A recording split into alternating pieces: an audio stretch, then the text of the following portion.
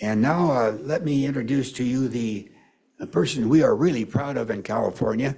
He came up from the kind of beginnings that we all came up from, a hard life, and did the work, became academically excellent, and then became a public servant. And now he's here representing us in Washington, D.C., our great U.S. Senator Alex Padilla.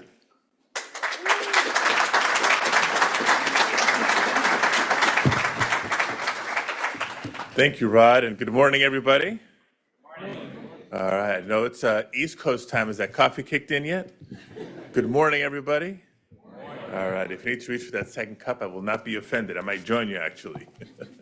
Well, thank you all for being here. This is actually a really exciting time for high-speed rail, not just in California, but maybe especially in California.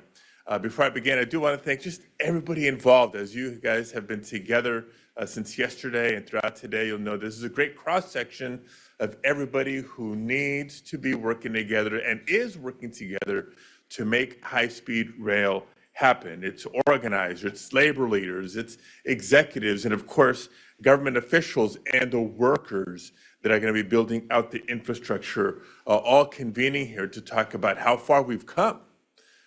And where we're going and what it takes to get there, to fulfill these dreams of high-speed rail, because they're no longer just dreams. It is becoming reality. I do want to take a moment to give special acknowledgement to Brian Kelly, CEO of the California High-Speed Rail Authority. Our prayers are with him and his family, obviously.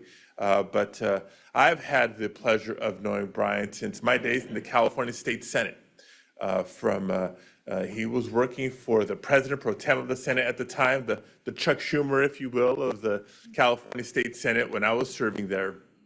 And I remember not just the conversations after the 2008 ballot measure in California, but some critical times along the project's path. You know, it's rare when a large, ambitious infrastructure project falls a little bit behind schedule and a little bit under budget. In one of those rare instances, it actually happened in California. We'd be in the back of Senate chambers, balancing budgets and wondering, can we still keep pumping public investment in to keep this project going in California? So when he was first selected to take on the position of CEO at the authority, it was yet another one of those challenging times for the project. But I knew, I had faith in Brian himself, knowing his commitment to the project, his approach to public service, his professionalism, his integrity, and I'm not surprised that the project is now where it is, given his leadership. So I wanted to take a moment to thank him for his service and his tour of duty. Now, before we welcome the panel that's going to be addressing you this morning, I just want to say a few words about where we are with high-speed rail in California and how thankful I am. Not just because as an Angelino, all too familiar with Los Angeles traffic and our need to improve how people move about the city and the region, but as someone who has traveled the states, yes, all 58 counties and beyond, not just what the need is to give people better options for moving from Los Angeles to the Bay Area to the Central Valley and everywhere in between, but what opportunities come with better connecting communities. I think that's what's really exciting about where we're going with high-speed rail infrastructure. But we know that with a lot of the funding that's there in place now, we need to make sure that we do it right. It's not in my talking point, staff, but in my mind, it's not just about high-speed rail in California. And now with the Brightline project connecting the Los Angeles region to Las Vegas, I've done that drive many a time too, as a youngster and as a parent. Are we there yet? Are we there yet? When Brightline's completed, we'll be able to say we're almost there. We're going to be there soon. But these are really initial legs in what I think is an eventual national network, right? That's really the vision here. In those tough times of should we continue to commit to this project? Should we continue to invest in these projects? My thought is this. I mean, you've all traveled the world, and you've seen high-speed rail in Asia, in Europe, throughout the country, throughout the world.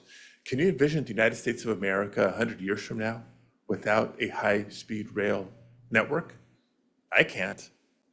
I can't. Certainly not our growing population, our growing economy. And so we know, based on other experiences with infrastructure, the longer we wait, the harder and more expensive it's going to be to build. So let's get to it. And we are getting to it. But as we do it, we know it's going to be quality workmanship, quality train cars, quality service for our riders initially, so that it gains in popularity and gains in usage. And I know it's possible because of the tremendous leadership and experience that's gathered here at this annual conference.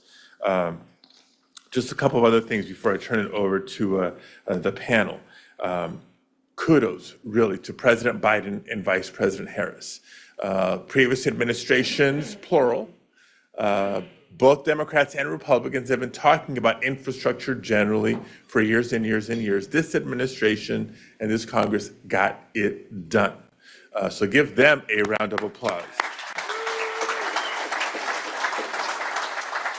And the audacity to think of infrastructure more broadly. It would have been safe to stick to just bridges and highways and tunnels and maybe some roads and legacy public transit within major cities. But to think futuristically, to think high-speed rail, to connect regions, not just communities, to be part of tackling climate change was really ambitious. And that's what has led to more recently, another $6 billion. $3 for the California High-Speed Rail Project, the Brightline Project, the beneficiary. Again, I'm looking forward to getting to Las Vegas, maybe getting home from Las Vegas a little bit quicker. And so we are entering an exciting year for not just infrastructure talk, not just infrastructure debate, but groundbreakings, construction, and ribbon cuttings for the next decade. And glad that California has been a key part in pioneering and persisting to get us to where we are with these critical investments. So I will leave it at that. Just reminding us of that movie, The Field of Dreams, right? If you're a baseball fan, Kevin Costner, Field of Dreams. He said, if you build it, they will come. And I truly believe that's going to be the case when these projects are done, and we're going to be building on them. So thank you for your leadership, for your commitment, for all that you're doing. And with that, let me turn it over to Meg Cedar-Roth with the California High-Speed Rail Authority to kick us into our panel. Thank you all very much.